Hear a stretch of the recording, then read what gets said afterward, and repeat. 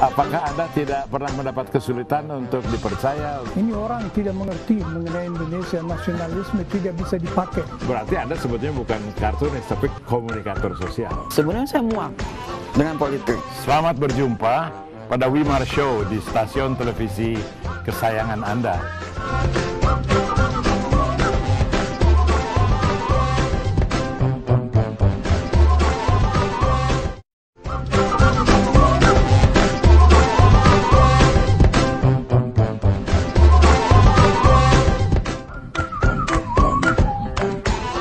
Bagaimana Pak Andreas anatomi peta media sekarang itu?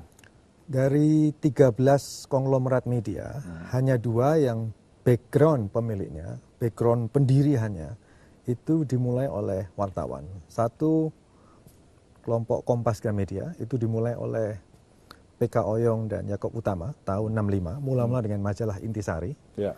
Kemudian yang kedua itu kelompok Tempo Jawa Pos, dimulai tahun 71 oleh Gunawan Muhammad. Tempo Jawa Pos kan beda?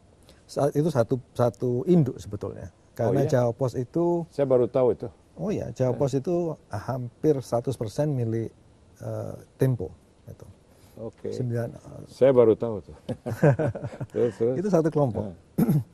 Nah sisanya selain TVRI RRI itu kelompok yang didirikan dengan semangat bisnis. Ya, bisnis tidak salah. Tetapi sering kalau media itu dimiliki oleh pengusaha, didirikan oleh pengusaha, ya entah itu MNC, entah itu Trans TV, dan lain-lain, semangat untuk melayani publik itu kadang-kadang kalah oleh semangat untuk mencari untung secara merembes cepat. Sampai kepada level-level manajemen bawah dan wartawannya menurut Anda itu? Tergantung masing-masing media, tetapi salah satu persoalan yang serius di Indonesia adalah wartawannya terima amplop. Oh. Jadi menurut beberapa survei dari Aliansi Jurnalis Independen, dari Yayasan Pantau dan beberapa media lain, kalau di Jakarta itu sekitar 75 wartawan terima amplop. Kalau 75% wartawan? Ya. Yang dikategorikan suap ya, karena suap itu kan macam-macam kategorinya. Ya. Kalau di luar Jawa lebih tinggi, sampai 90% lebih gitu. Nah, persoalan lain adalah kebanyakan media ini tidak membayar wartawan mereka sesuai dengan standar. Oh, jadi semacam dilepaskan cari, dibiarkan suruh cari makan sendiri gitu. Tapi kedua grup media itu, Kompas dan Jawa Pos Tempo itu, apa beda polisinya terhadap wartawan? Jadi apa mereka less prone, tidak serentan itu terhadap amplop? Kedua kelompok itu relatif tidak begitu rentan terhadap amplop. Tetap masih ada orang-orangnya yang terima amplop. Tapi di antara dua kelompok ini ada satu perbedaan yang menurut saya fundamental. Kompas Gramedia itu dianggap sebagai media milik orang Katolik, Kristen Katolik. Oh ya, komando pastor dulu bilangnya. Terus? Sehingga mereka punya semacam kehati-hatian yang kadang-kadang tidak masuk akal untuk tidak membuat diri mereka maupun orang Kristen secara umum itu dianggap tidak pro terhadap kehidupan orang luas atau yang Muslim tentunya. Tempo Jawa Pos tidak punya kompleks tersebut, sehingga ada sedikit berbeda nih di dalam menafsirkan kebebasan. Pak Andreas, itu soal bahwa media yang berasal dari wartawan itu bagus. Ini mungkin bukan satu bukan suatu penolakan, tapi dulu kan Harmoko juga bikin koran kan nggak bagus korannya itu. Dia kan wartawan. Oh ya, kalau sebuah media dibikin wartawan tidak harus dia bagus, tidak harus bagus. Banyak juga wartawan bikin media yang jelek. Gitu.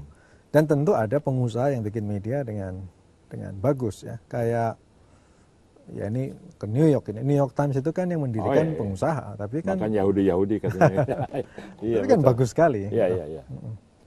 Ya, itulah memang kadang-kadang susah mencerna perbandingan dengan negara lain itu. Kembali pada human rights secara khusus, kan sekitar tahun berapa kita masih ujung-ujung zaman Soeharto, kita senang melihat ada Komnas HAM di Indonesia ya. Terus ada hasil-hasil yang dibanggakan. Apa yang terjadi dengan Komnas HAM? Mengapa sekarang tidak terlalu potensial? wah ini susah ya. Banyak teori.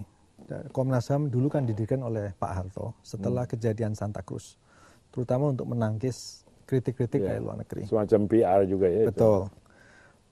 Ada orang-orang yang memang dianggap fenomenal, Asmara Nababan, itu waktu itu orang nggak mau, orang NGO nggak mau masuk Komnas HAM, dianggap hanya etalasenya Soeharto. Namun Asmara berhasil mengubah itu. Ada yang bergurau bahwa zaman Asmara, yang aktivis LSM itu sedikit, minoritas. Tapi yang minoritas ini bisa mempengaruhi yang lain itu polisi, tentara, jaksa, Baharudin Lopa itu jaksa, yang lain dosen. Sementara sekarang jumlahnya 13, periode lalu 11 orang, lebih dari separuh itu aktivis LSM. Nah ada yang mengatakan kalau kebanyakan aktivis LSM, mereka berantem sendiri.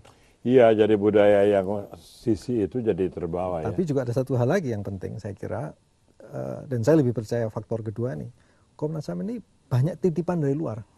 Walaupun LSM. Bukan, ya walaupun titipan kasus maksudnya. Titipan dari misal dari militer, dari Majelis Ulama Indonesia, orang-orang itu dimasukkan ke sana. Dan mereka tentu tidak punya visi yang sama dengan pendahulu-pendahulu mereka. Pak, tapi itu kan bisa di spot, bisa ketahuan kan, wah ini militer, ini polisi, itu tidak harus militer. Yang sekarang tidak ada militernya. Dulu bahkan ada militernya. Tetapi militer yang dulu itu lebih concern. Ya yang exceptions gitu ya. Iya, betul. Oke, tiba waktunya untuk break satu kali lagi. Kita akan kembali dengan Pak Andreas Harsono.